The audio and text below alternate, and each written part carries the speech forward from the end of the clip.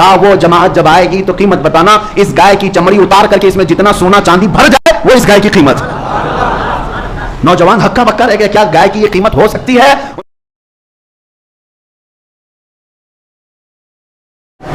یہاں پر تفسیر بھی ہوئی، سورہ بقرہ گائے کا نام ہے نا، بقرہ گائے کو کہتے ہیں، اور اس سورہ کا نام ہی گائے ہے۔ واقعہ جو پیش آیا تھا بنی اسرائیل میں، ایک آدمی مالدار آدمی قتل ہو گیا تھا اور قاتل کو ڈھونڈنا تھا، کون مرڈر کیا ہے۔ حضرت موسیٰ علیہ السلام کے پاس قوم آئی، کہا کہ اس کا قاتل کون ہے معلوم کیجئے۔ اللہ سے انہوں نے دعا کی تو اللہ نے فرمایا ایک گائے ذبح کرنے کے لیے کہو۔ کیسی گائے چاہیے تھی؟ ایسی گائے جو کسی نے پالا نہ ہو، ایسی گائے جو دیکھنے میں پیلے رنگ کی ہو، آنکھوں پر بھا جاتی ہو، خوبصورت ہو، نہ کبھی کسی کھیتی میں کام کی ہو۔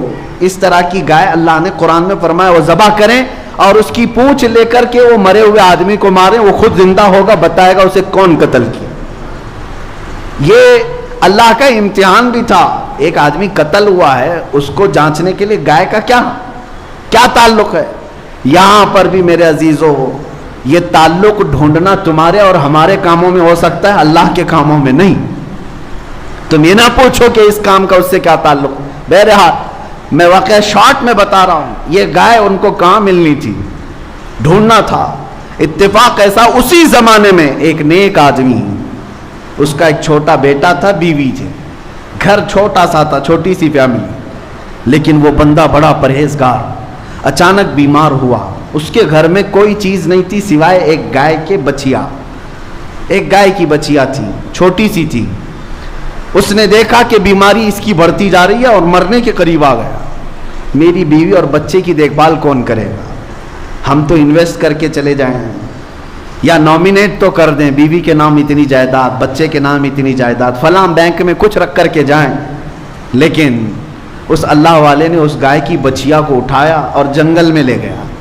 جنگل میں لے جا کر کے چھوڑ کر کے اللہ کو پکارتا ہے، اے اللہ تیرے سے بہتر حفاظت کرنے والا کوئی نہیں، میری موت کے آثار قریب نظر آ رہے ہیں اور میرے گھر میں میرا بچہ چھوٹا ہے، میں یہ گائے کی بچیا تیرے حوالے کر رہا ہوں، جب میرا بیٹا جوان ہو جائے تو تو اسے یہ لوٹا دینا۔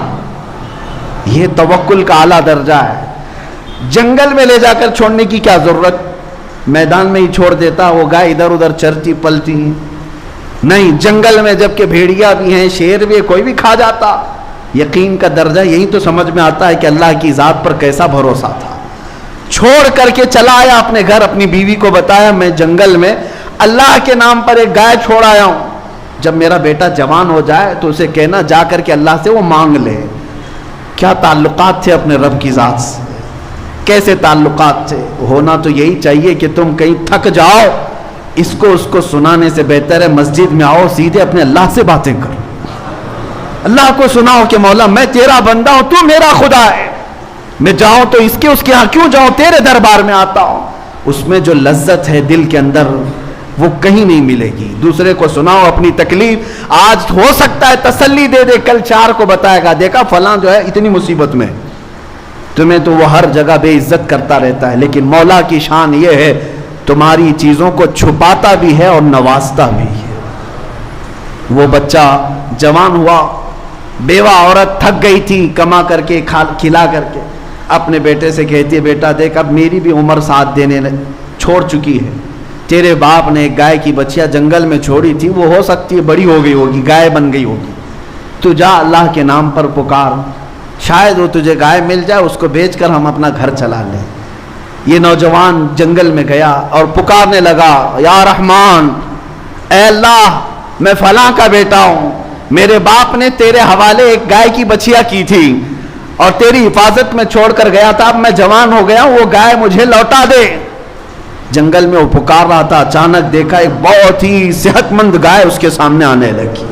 یہ وہی گائے تھی جو بالکل پیلے رنگ کی تھی، یہ وہی گائے تھی جو نہایت دیکھنے میں خوبصورت تھی اور نہ کسی کی پالی ہوئی تھی نہ کسی کی کھیت میں جوتی ہوئی تھی۔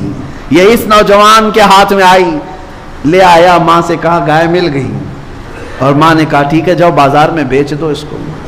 اللہ کی ذات پر ایک بندہ توکل کر کے گیا ہے، اپنے بیٹے کو اپنی گائے کی بچیا کو حوالے کر کے گیا، اور مولا بدلے میں کیا دیتا ہے لوگوں کو یقین نہیں ہے۔ کیا رب تعالیٰ اس کو لوٹا کر دیتا ہے؟ خالی گائے لوٹا کر دے دیا حفاظت کے ساتھ؟ نہیں. گائے جب آئی تو ماں نے کہا بازار میں بیچ دینا. کتنی میں؟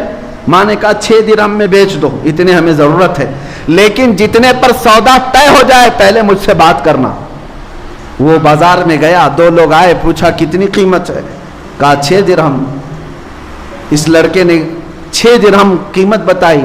خریداروں نے کہا نہیں، ہم 12 درہم میں خریدیں گے. یہ تو پہلی مارکیٹ ہے، ڈبل میں سامنے والا خرید رہا ہے، گھٹا کر کے لیا جاتا ہے. تو نوجوان لالچ میں بیچ تو سکتا، مگر وہ ایک صالح کا بیٹا تھا. کہا میں اپنی ماں سے پہلے بات کروں گا پھر بیچوں گا. آیا ماں سے کہا میں تو 6 میں تیار تھا، لیکن سامنے والے 12 میں خریدنا چاہ رہے ہیں. ماں نے کہا ٹھیک ہے جاؤ، اب 12 اس کی قیمت لگاؤ. وہ تو چلے گئے. دوسرے 2 آئے، کہا کتنے کی ہے؟ 12 درہم کی. انہوں نے کہا ہم 24 میں خریدیں گے، ہم 24 میں خریدیں گے یہ گائے کو. اس نے کہا نہیں، میں اپنی ماں سے بات کر کے آتا ہوں. گیا اور ماں سے کہا عجب معاملہ ہے، میں 12 لگا رہا ہوں، وہ 24 مانگ رہے ہیں، 24 پہ لینا چاہ رہے ہیں. تو ماں نے کہا بیٹا اب کی بار جا، قیمت مت لگا. جو آئیں گے خریدنے کے لیے ان کا ہاتھ پکڑ لینا اور پوچھنا میرے گائے کی کیا قیمت ہے، تم ہی بتاؤ. ماں سمجھ چکی تھی، ماں سمجھ چکی تھی. بیٹے نے پوچھا ایسا کیوں؟ ماں نے کہا بیٹا وہ خریدار نہیں ہیں، وہ اللہ کے فرشتے ہیں، وہ اللہ کے فرشتے ہیں جو ہماری ہدایت کے لیے آئے ہیں. یہ گیا، اب کی بار جا کر کھڑا ہی تھا کہ پھر 2 آئے. کہا گائے کتنے کی؟ یہ گیا ان کو پکڑ لیا اور کہا آپ ہی بتاؤ میرے گائے کی قیمت کیا ہے. ان لوگوں نے کہا اے نوجوان تیری گائے 6 درہم 12 درہم کی نہیں ہے، انتظار کر، ایک جماعت ابھی یہ گائے ڈھونڈنے کے لیے آئے گی، اسے ضرورت ہے اس گائے کی. اور قیمت کیا؟ کہا وہ جماعت جب آئے گی تو قیمت بتانا، اس گائے کی چمڑی اتار کر کے اس میں جتنا سونا چاندی بھر جائے وہ اس گائے کی قیمت. نوجوان ہکا بکا رہ گیا، کیا گائے کی یہ قیمت ہو سکتی ہے؟ انہوں نے کہا ہاں ہو سکتی ہے، اللہ جب دلانے پر آئے اس سے بھی زیادہ عطا کرے. اللہ کی ذات پر تیرا باپ بھروسہ کر کے گیا تھا نا، اللہ کی ذات پر چھوڑ کر گیا تھا، اور اللہ جب بدلے میں دیتا ہے تو صرف وہ چیز نہیں دیتا بلکہ اس سے کئی درجے گنا بڑھا کر کے عطا فرماتا ہے. میرے عزیزو وہ جماعت آئی اور دیکھا گائے ہوں بہو وہی ملی ہے جس کا ان کو حکم تھا. انہوں نے پوچھا یہ گائے ہمیں تو چاہیے. اس نوجوان نے کہا قیمت معلوم ہے؟ پوچھا کیا ہے؟ کہا اس گائے کو ذبح کر کے اس کی چمڑی بھر کے سونا چاندی. وہ سب ہکے بکے رہ گئے، اتنی قیمت؟ کہاں اتنی قیمت ہے اس گائے کی، ان کو لینا ہی تھا.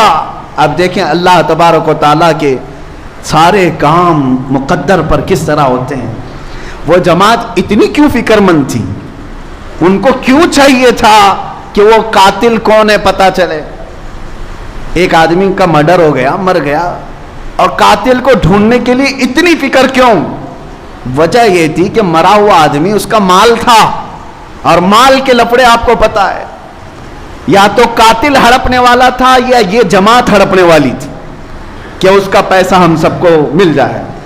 اب جا کر کے شارحین فرماتے ہیں وہ تیار تو ہو گئے قیمت دینے کے لیے، لیکن فیصلہ کیا کون دے گا یہ پیسہ؟ قاتل کو ڈھونڈنے کے لیے کس کا پیسہ لگایا جائے گا؟ تو طے یہ ہوا کہ مرا ہوا جو آدمی ہے اسی کے پیسوں سے یہ خریدا جائے. اب جا کر کے انہوں نے اس مرے ہوئے آدمی کی پراپرٹی جائیداد سب جمع کی، تب جا کر کے اتنی ہی قیمت بنی جتنا اس گائے کی کھال میں سونا چاندی دیا.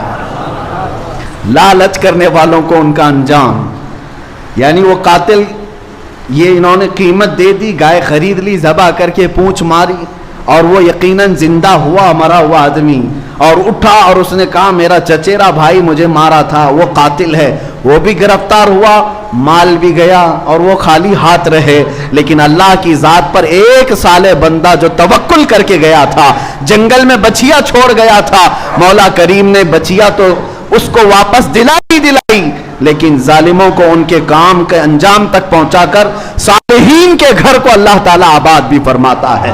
اسی لیے حدیث پاک میں اگر تمہارا باپ اللہ کی ذات پر توکل کرتا ہے تو 7 نسلوں تک اللہ اس کا فائدہ پہنچاتا ہے. صالحین اگر گھر میں ہو 7 پشتوں تک اس کا فائدہ ہوتا ہے. اللہ کی ذات پر